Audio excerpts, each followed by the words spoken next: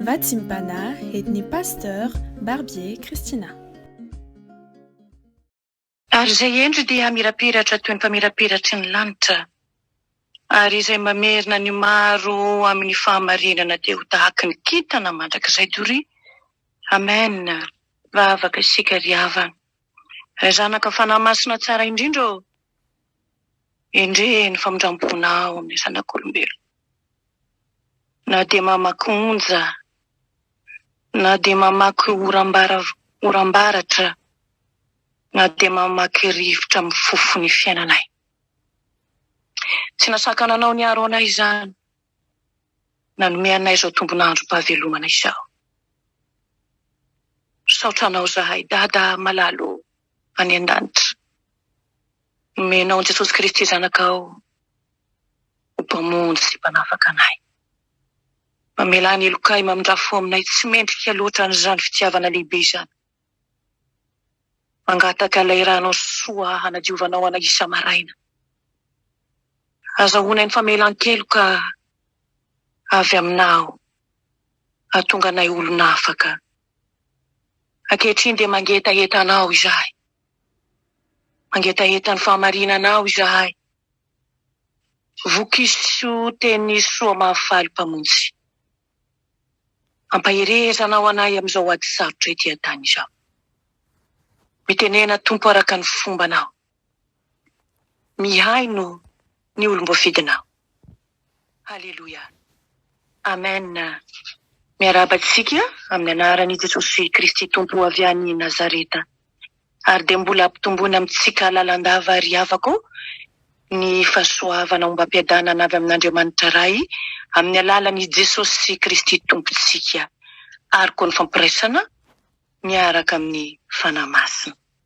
Ny teny izay ampaherezana antsika androany dia ao amin'ny filazantsara ny Kristy Jesosy. Nisoratany Jaona toko 4 andininy 9 ka hatramin'ny 10. Jean chapitre 4 verset 46 à 53. Rehefa hita izany, ho vakiana ampitiavana amin'ny anaran'i Jesosy tompo manao hoe: ary tonga tany Kana any Galily indray Jesosy. Dia tany amin'ny nampidiny ny rano divay. Ary nisy tandapa anankiray izay nanana zanakalahy narary tao Kapernaum. Ary rehefa reny fa Jesosy efa tonga tany Galily avy tany Jodia, dia nankany aminy izy ka nangataka azy mba hidina sy hahasitrana ny zanany satria efa ho faty izy. Dia hoy Jesosy taminy: raha tsy mahita famantarana sy fahagagahana ianareo, dia tsy mba mety hino mihitsy. Hoy ilay tandapa taminy: Tompoko, midina re, dia mbola tsy maty ny zanako. Hoy Jesosy taminy: andeha mody, velona ny zanakao. Ary raha lehilahy nino ny teny izay nolazainy Jesosy taminy ka dia lasa nody. Ary no nidiny izy dia nitsena azy ny mpanompony ka nilaza fa velona ny zanany. Ary izy nanontany azy ny ora izay nanaretany. Dia hoy ireo taminy: omaly tamin'ny ora 7 no nialany taso taminy. Koa fantatry ny rainy fa tamin'izay indrindra no ora nanaovan'i Jesosy taminy hoe: velona ny zanakao, dia nino izy mba amin'ny ankohonany rehetra. Amen. Ray masino, manamasina anay amin'ny fahamarinana. Ny teninao no fahamarinana. Amen. Afako ny tena ampaherezana anao koa androany aza misalasala, mitondra ny mahaterenao koa eo amin'ny Jesosy. Araka izao teny no hainontsika izao. Sahala amin'ny akoho kely izay notoraham-potsimbary mantsy ireo Galiliana raha nandrefa tonga Jesosy sady faly sy taitra izy ireo. Efa nandreny famantarana sy fahagagana maro nataon Jesosy tao Jerosalema izy ireo, ary dia nandray azy. Noverin'i Jesosy fa ny tao Kana mantsy dia handray azy tsara satria tao no nanaovana ilay famantarana lehibe sady voalohany indrindra. Tsy mba niafinafina ny fahatongavany fa tena naresaka tokoa. Maro ny olona nanantona azy, sady nitondra izay zavatra mahaory azy, izay nahatery azy teo aminy. Tsy ahitan Jesosy fotsiny ireo, fa handray koa zava-tsoa avy aminy. Tanàna malaza i Kapernaoma tamin'izany andro izany. Tao ny toerana nonenan Jesosy sy nanaova ny fampianarana ary fahagagana maro. Tao koa no niantsoan Jesosy ireo apôstôly vitsivitsy tahaka nary Petera izany, ry Andrea, ry Jakoba. Daniely avy ao nilazan Jesosy, izay nahataitra ary an'ilay tandam-panararianaka ka nandehanany nitady an Jesosy hanasitranana ny zanany. Koa raha ny amin'ity tandapa ity no jerena ka raha petraka ny fantaniana hoe inona moa no mahatery azy hanantona an Jesosy, dia izao no valiny voalohany. Ny fahatsapany ry afako fa tsy mahavita na inona na inona izy. Izany indrindra no tsapan'ilay tandapa mako na rary mafy ny zanany. Raha natsiaro tena ho mahay manasitrana izy dia tsy ho nanantona an Jesosy mihitsy. Fa noho ny fahafantarany ny tenany ho tsy ampy fahaizana dia niazakazaka nitady an Jesosy izy. Tadidio anefa fa lehilahy manam-boninahitra izy io tandapa io. Nefa zao tsy nanana fahaizana kosa hamonjy ka dia nitady any Jesosy. Ny favoazan'ny kristianina maro mantsy amin'izao dia miantehatra amin'ny tena, miantehatra amin'ny fahaizana maha olombelona ka izao, betsaka ny tsy rototra ary tsy taitra hila famonjena ao amin'ny Jesosy. Be no miantehatra amin'ny anarana koa hoe efa kristianina taona maro aho. Nefa dia tsarovy ry havana fa ny anarana tsy mba mahavonjy, fa izay manana an Jesosy ihany no azo famonjena. Ary dia maro koa ny marary ara-panahy eo anilantsika. Ireny dia amitana ka tsy mahita famonjena, tsy mahay mamonjy tena. Koa dia anjarantsika kristianina ary no mitondra azy ireny tokoa amin'ny Jesosy amin'ny alalan'ny vavaka tsy mitsahatra. Nefa moa tena mitondra azy ireny marina tokoa ve izao sy ianao? Raha ao anatintsika tokoa kristiana dia hitondra olona isan'andro amin'ny famonjena isika. Koa dia aza mangatakanjo ary isika ry afako andao iainga amin'ny zoto sy amin'ny fitiavana amin'ny tahotra an'Andriamanitra, ary dia aza misalasalana mihanahana fa hahita vokatra ianao. Mitsapa ny finoana koa Jesosy toy izao nataon Jesosy tamindra lehilahy izao, satria tsy dia ny hahazo olona maro isa fotsiny no kendreny fa ny hanana mpianatra manana finoana havita asa eo amin'ny fanjakan'Andriamanitra. Finoana voasedra sady mafiorina no ilainy amintsika kristianina, satria mamaky onja sarotra ady mamay isika ananika lalatsarotra sy haram-bato mahakivy, ka izany no ilana an'izany finoana lehibe izany. Nefa aza matahotra ry havako aza matahotra fa raha manana finoana velona eo amin'ny Jesosy izao sy ianao dia hahefa bebe kokoa, mirosoa ary amin'ny lalindalina tokoa. Aza mijanona ety amin'ny sisisiny ety fotsiny ka mihainohaino na mihaino ny tabataban'ny Satana dia hampienitra anao, mirosoa, ataovy ny asa na ny ran'Andriamanitra anao. Fa manana didy ianao ry kristianina malalo, manana didy ianao fa tongotra ny andro hoe mila anao Jesosy. Ity tandapa koa dia antony iray nampirisika azy anatona Jesosy dia tsy zaka ny fangery firen'ny zanany. Tena zavatra mampahory ny mahita ny zanaka mijaly ry hafa. Orangeny fora marary ny menaky ny ainy. Noho izany dia nanapa-kevitra ilay tandapa fa hitady lalana azahoana famonjena. Koa dia niainga izy efa fantany araka ny resaka mbareny na hitany fa Jesosy irery no azahoana famonjena. Ny tena hevitra tao amin'ilay tandapa dia ny hoe raha tsy izy mihitsy no mahita ny aretin'ny zanako dia tsy ho sitrana izy. Zay ny eritreritiny tamin'ny voalohany. Nanana finoana ihany izy saingy mbola nalemy. Nefa izany finoana malemy izany no nentiny teo amin'i Jesosy ka nofenoiny Jesosy. Izao anefa no tsarovy. Misy fitsapana koa ataon'Andriamanitra amintsika hafa koa. Dia ny hahitany ny finoana ananantsika.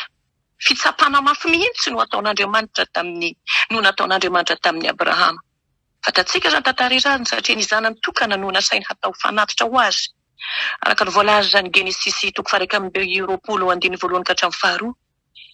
Eto koa dia notsapainy ny finoan'ilay tandapa izay nihevitra fa raha tsy mahita famantarana sy fahagagana dia tsy hetihino. Ny fizahan-toetra toy izany dia mety ataon'i Jesosy amintsika koa hafa koa, sady mety ho mafy kokoa aza. Koa izao, izay miroro saina sy misalasala dia tsy mba azo fanasitranana mihitsy. Tsy ahazo ry havako. Koa amintsika izao ary havako izay mihaino ankehitriny. Finoana manao ahoana moa no anananao sy ananako? Moa finoana tena miorina amin'ny maha mpamonjy an'i Jesosy ve? Ny kristianina tsy manam-pinoana hono dia toy ny olona borotanana ka natolorana zavatsoa sarobidy aza dia tsy afaka handray. Ny fampitomboana ny finoana dia ny fahazahoana mandinika ny tenin'Andriamanitra. Sy fahazahoantsika mivavaka ka tsy mitsatra. Izany no azahoana helobe avy amin'i Jesosy havako.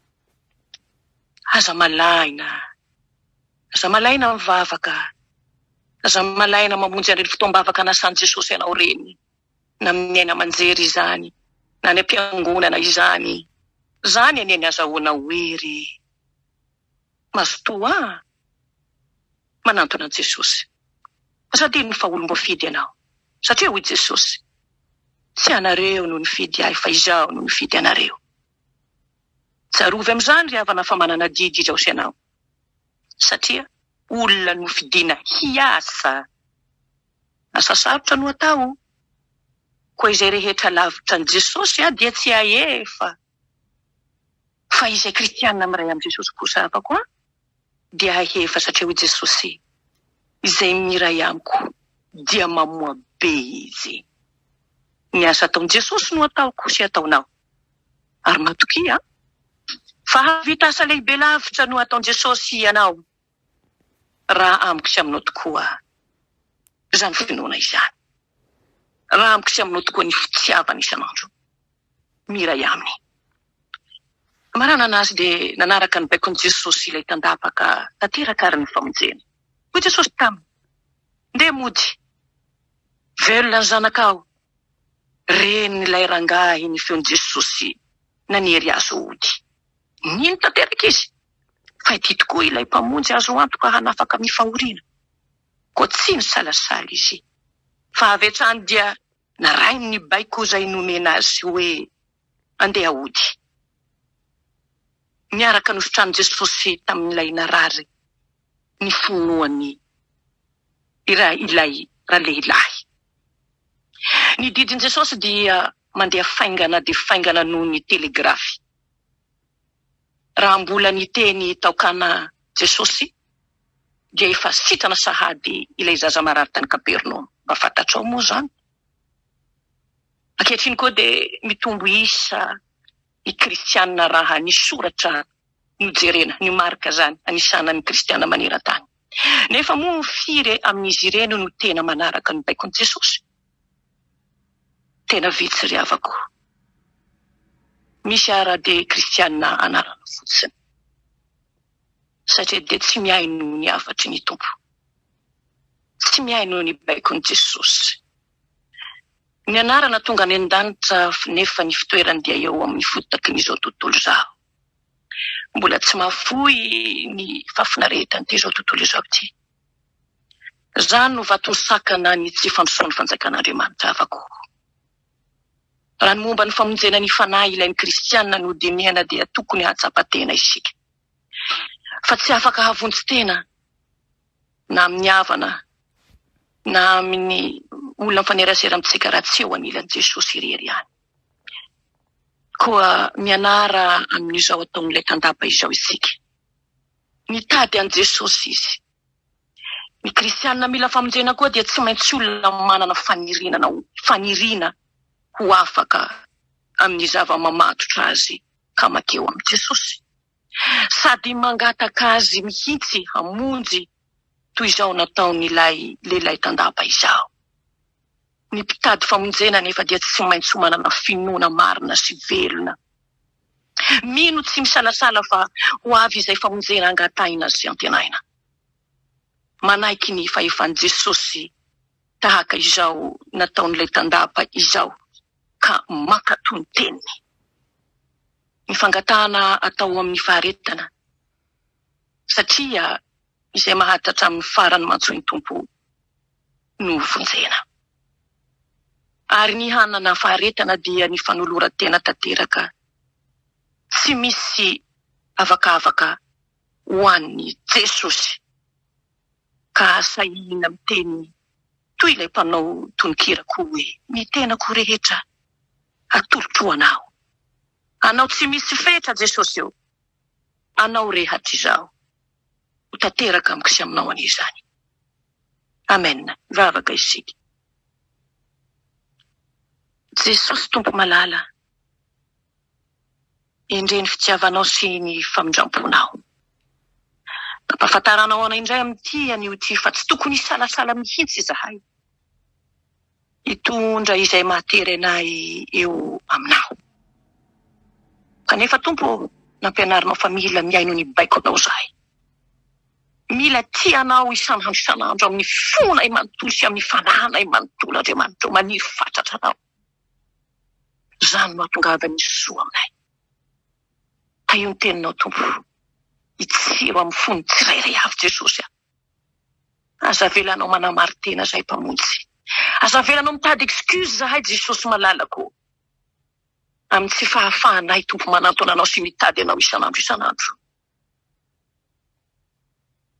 Ianao tompo ny mahay ny zavatra rehetra. Ianao mahay manova ny fovatonay sy ny avinavim-pananay Andriamanitra. Kasio zahay Jesosy. Miasa Jesosy. Fa efa tonga tokony zanako ilay tady izay monjy. Ny very. Tanterao ary nitsodrano masina. Amin'ny zanakao tsirairay avy ankehitriny manao hoe